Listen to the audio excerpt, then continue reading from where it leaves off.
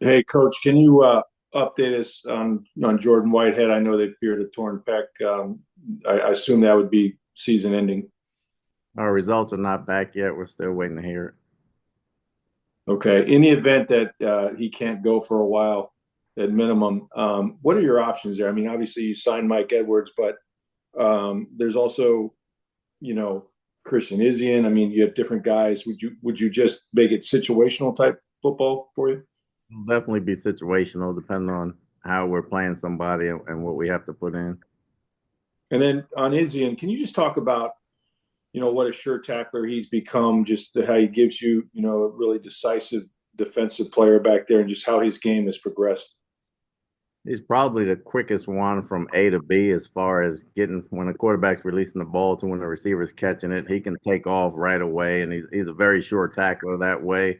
His vision has expanded, has been very good for us, and then the underneath coverage as well as some of the zone stuff back deep, he's excelled in coverage for us. Thanks, Coach. Jenna Lane.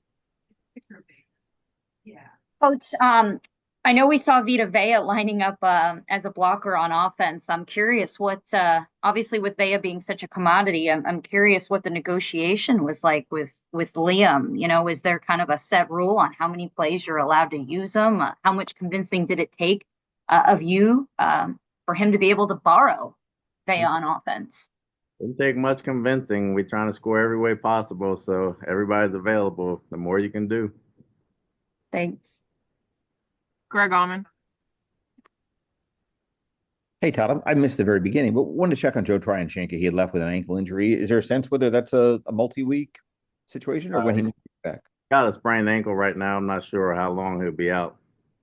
I know Marquise Watts is eligible to come off IR. Is he a guy that could start practicing this week? Could give another option there in the outside pass rush?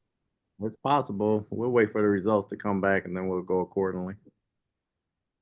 Okay, thanks. Scott Reynolds.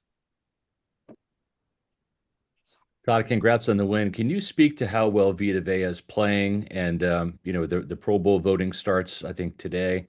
Is he having a Pro Bowl caliber season in your eyes?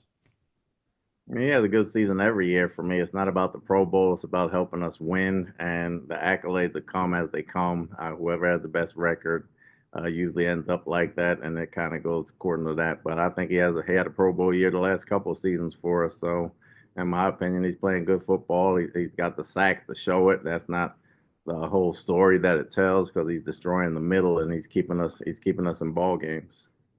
You've been around guys that have kind of been in a bit of a friendly sack competition on your own team. That makes each guy better, whether it was JPP and Shaq Barrett on the outside. Now you've got a couple guys on the inside that seem to be trying to one up each other in a very friendly, competitive way that benefits your team with Kalijah and Vita. What's it like to have a 1-2 punch at certain positions, getting after the quarterback like those two are?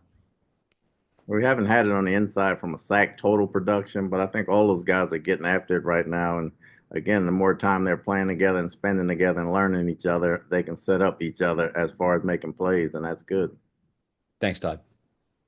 JC Allen.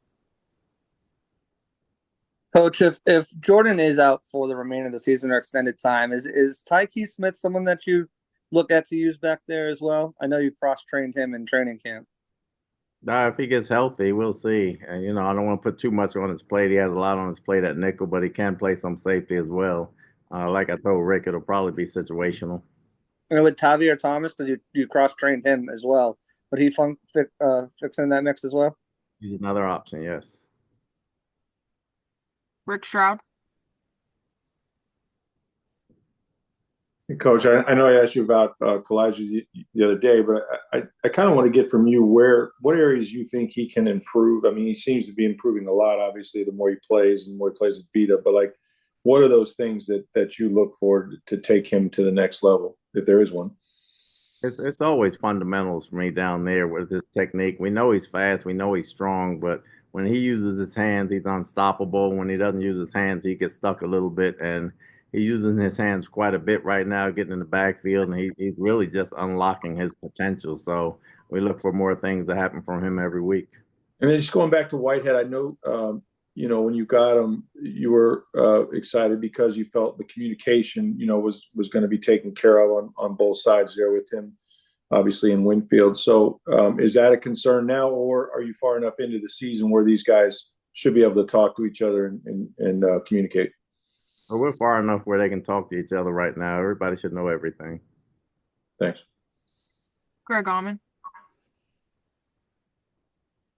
Hey Todd, just wanted ask you about the end of the game. Obviously, you guys have had some injuries to key players at the very end of games.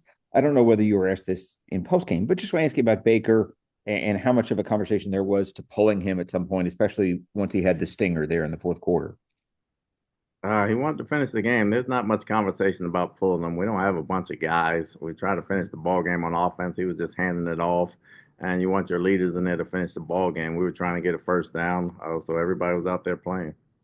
Todd, I know that's absolutely Baker's nature to want to go the whole way like that. Is there a point where you worry about having to protect him from himself just to preserve him for the rest of the season at all?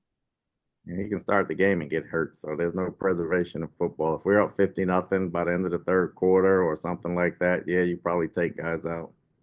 Okay, thank you. Scott Reynolds. Todd, Carolina's record doesn't really reflect how well they're playing right now, but they've had 2 back-to-back wins, and then they took Kansas City down to the wire yesterday. Can you just speak to the job that Dave Canales has done so far in Carolina and the challenge that this Panthers team presents to you this week?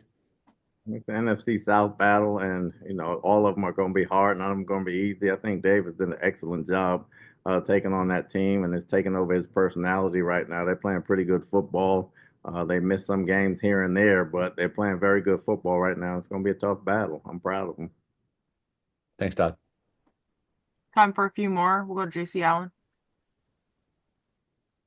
Coach, just want to ask you about the offensive line play, specifically the younger guys, Cody Moak and Graham Barton. I think Barton took Dexter Lawrence for a ride yesterday. That's not something you see very often. Just the play of them coming into second in their first year and how it's opened up things more for you guys in the run game.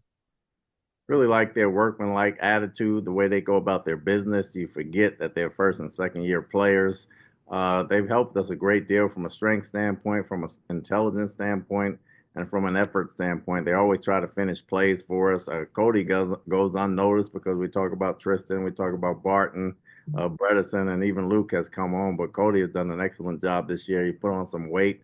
He understands his technique. He's not getting pushed back. And Barton's come in and he's playing like a 2 or 3 year guy right now as far as making calls and everything else. So they've been a big plus for us.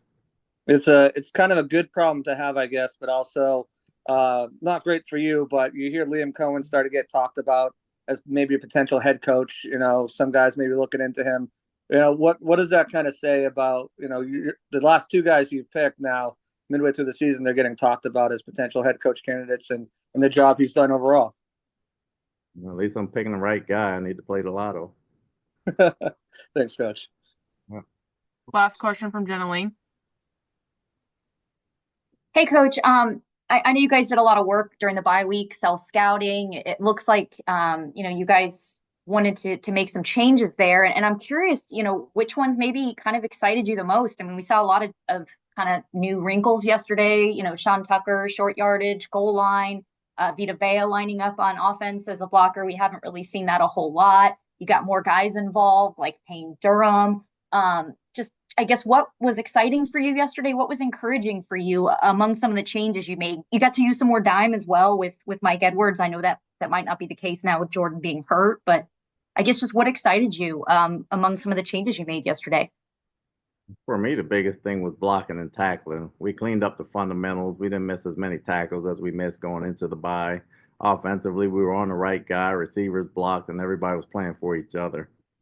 I think before the bye week, we missed quite a few plays, and a lot of it was fundamental and technique, and we cleaned up the fundamental and technique part of it, and they took practice to the game. That was the biggest part for me. And then I know that after the game, Baker said that he was fine, he was good, but I also know he didn't attempt a pass or anything. Is there any concern that the stinger could linger into this coming week? No, he's good. Thank you. All right, that's all we have. Thanks, Coach.